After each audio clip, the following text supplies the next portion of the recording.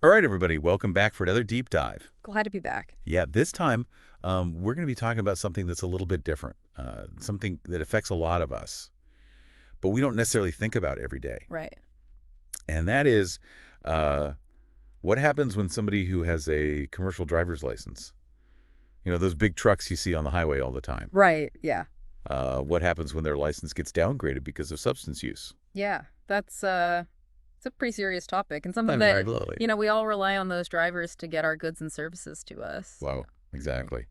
Those truckers are the backbone of the economy. And when they're not on the road, well, things can get a little bit backed up. They're the ones that are keeping things moving. Yeah. Exactly.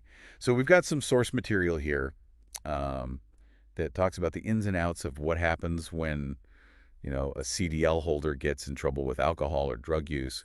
And we're going to kind of walk through that and talk about some of the nuances there. Okay. Sounds good. Yeah. So let's just jump right in. Let's do it. So, first of all, um, what exactly are we talking about here when we say CDL downgraded? What does that mean?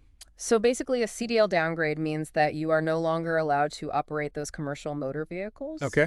It's not just a slap on the wrist. It's a serious consequence. And like you said, it can have a ripple effect throughout the economy. Yeah, and I mean, I guess it makes sense, right? I mean, you've got these people who are driving these massive vehicles, and they've got a lot of responsibility Yeah. to, be safe and to follow the rules of the road. So I imagine that the feds take this pretty seriously. Oh, absolutely. Yeah, the Federal Motor Carrier Safety Administration, or FMCSA, Right. they're the ones who set the regulations for the trucking industry, and they have a very strict policy when it comes to drug and alcohol use among commercial drivers.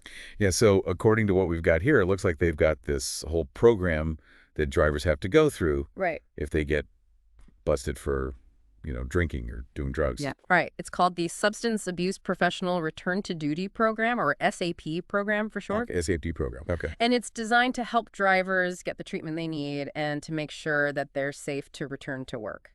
So it's not just like you go to jail and then you get out and you can drive again kind of thing? No, no, no. It's a pretty involved process. Yeah. So what does this program actually involve? What do these drivers have to go through? Well, it starts with an assessment by a qualified substance abuse professional, Okay. someone who's trained to evaluate the driver's situation and to determine what kind of treatment they need. So it's not just like a one-size-fits-all kind of thing. Right, exactly. Yeah. And based on that assessment, the SAP will recommend a course of action, which could include education counseling or even a residential treatment program. Wow. So it could be pretty intensive depending on, It can be. Yeah, absolutely. the It situation. really depends on the individual and the severity of their substance use. But the goal is to get them the help they need to address their issues so they can safely return to driving. So let's say, somebody goes through this assessment Mm-hmm. and they get recommended for treatment. Mm-hmm.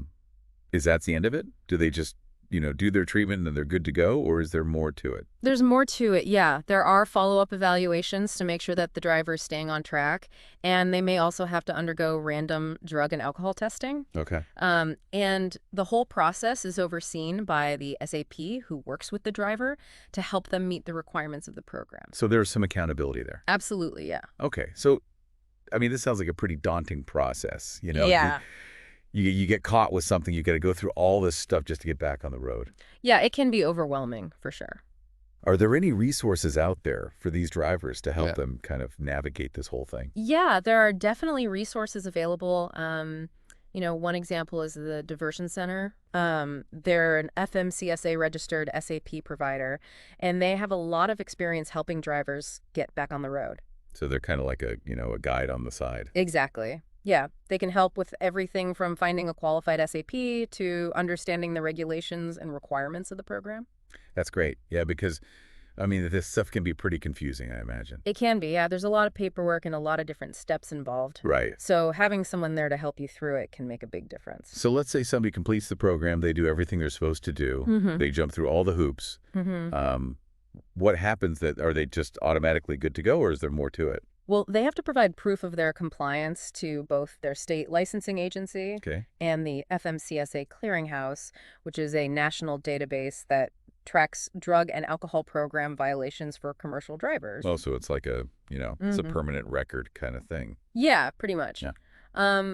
But, it's all about safety. right? Right. We want to make sure that the people who are driving these big trucks are responsible and qualified. Okay, so what happens if somebody tries to, skirt the system, Mm. or they just say, forget it, I'm not doing this whole SAP thing? Well, the consequences can be pretty severe. Okay. They could face longer periods of disqualification from driving. Okay. They could even lose their CDL permanently in some cases. Wow. So, yeah, it's not something to take lightly. So, I mean, basically what we're seeing here is that, the feds are really serious about this stuff. They are, yeah. And if you get caught driving a truck under the influence Mm-hmm. of alcohol or drugs, you're going to have a long road ahead of you. Yeah, you're going to have to do the work to get back on the road. Yeah. But, there are resources out there to help you do that. Right, exactly. And ultimately, it's about keeping everyone safe on the roads. Yeah, absolutely. It makes you wonder, though, What's that? how does this whole process compare to what non-commercial drivers go through if they get a DUI? Oh, that's an interesting question. Yeah. Yeah. I mean, I don't know the answer to that, but I imagine it's probably a little bit different. Yeah, it would be interesting to look into that. Yeah. Well, maybe that's a deep dive for another day. Absolutely. All right. Well, I think that about covers it for today. Yeah, thanks for having me. Yeah, thanks for joining us. And to all of our listeners out there, thanks for tuning in, as always.